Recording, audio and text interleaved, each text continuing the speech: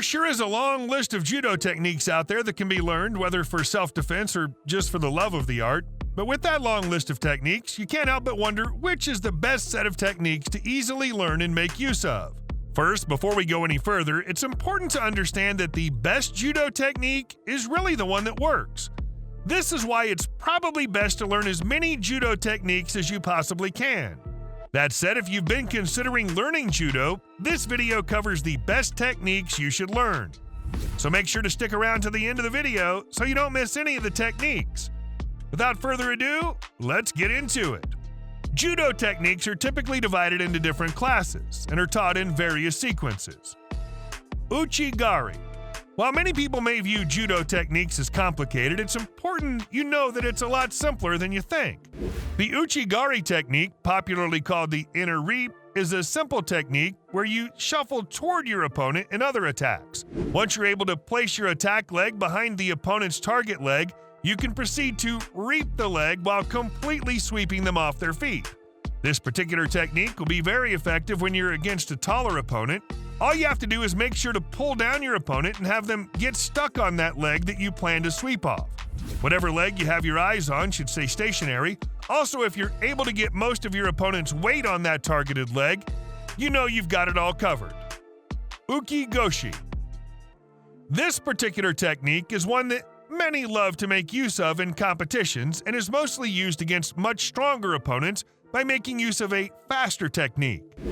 The uki-goshi technique is indeed a cornerstone of judo. As we previously mentioned, these techniques are quite simple and can be executed by sliding against the opponent sideways and tossing them over the hip. That aside, make sure not to allow your opponent to climb up your back while executing the technique.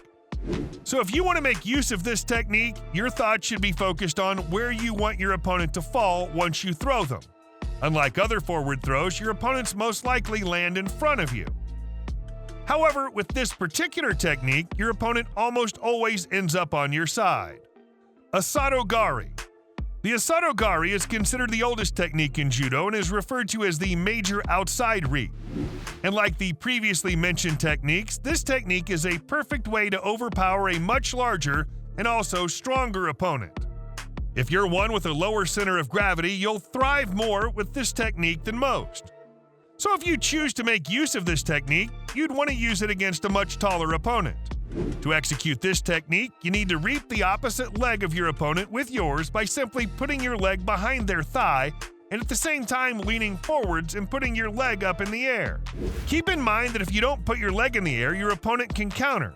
However, if you successfully execute the technique, you'll have your opponent on their back. Uchimata. While this may not be as easy as the other techniques we've already seen, this is definitely a special one and has a record of leading fighters to victory in modern competition. Typically, fighters who make use of it have learned to do so with great technique and with perfect timing. The Uchimata throw has to do mostly with stepping in between an off-balance opponent's feet. So in this case, you wouldn't be so bothered about sweeping your opponent to either of your sides. What you concentrate on is to perfectly sweep them straight up and immediately turn. Once you can perfectly execute the Uchimata technique, you can be sure to accomplish a magnificent throw. However, people around continue to debate the issue of whether this technique is ashiwaza or koshiwaza. In other words, they're debating on whether it's necessary to lift your opponent's leg to sweep off the ground, or if the technique is mainly a hip throw where you have the opponent on your hip ready to be thrown. Of course, everyone has their opinion and answer to that question, so feel free to let us know in the comments section what you think this technique actually embodies. And while you're at it, also feel free to hit that like button just so we know you've enjoyed the video up to this point. That said, let's get back to the video. Ogoshi. The Ogoshi technique is a hip throw that's loved by the renowned father of judo, Jigoro Kano. Considering how complex this technique is, especially when compared to the others, it's advised that it isn't the first technique you learn. That said, one huge mistake judo fighters tend to make during their fights is the habit of leaning in way too early. However, when it comes to Ogoshi, you are expected to draw in your opponent, placing them on your hip, and then you can proceed to allow them to turn with your hips. You just have to make sure their feet leave the ground before you're given a chance to lean forward and rotate them. Seonage. Another judo technique that you might also love to add under your belt is the seonage. But before then, there are a couple of things you must keep in mind when it comes to this technique, and the very first is the fact that you can't throw with this technique. However, there's an exception, and that's unless your opponent's placed high on your back or at the base of your neck when you're throwing them, very much like a piggyback ride when you were little. The only issue, however, is the fact that height difference can be a challenging fact in a fight between a tall person and a short person. With that aside, this technique remains a very popular one, especially in competitions. Koshi Garuma.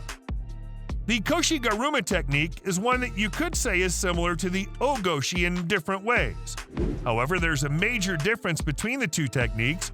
In Koshi Garuma, you're expected to have your dominant hand behind your opponent's neck and not on their hip. Don't forget, though, that you should not have your opponent in a headlock, as it's considered illegal in most tournaments. While that was a minor difference, a major difference in the actual throw is the wheeling action.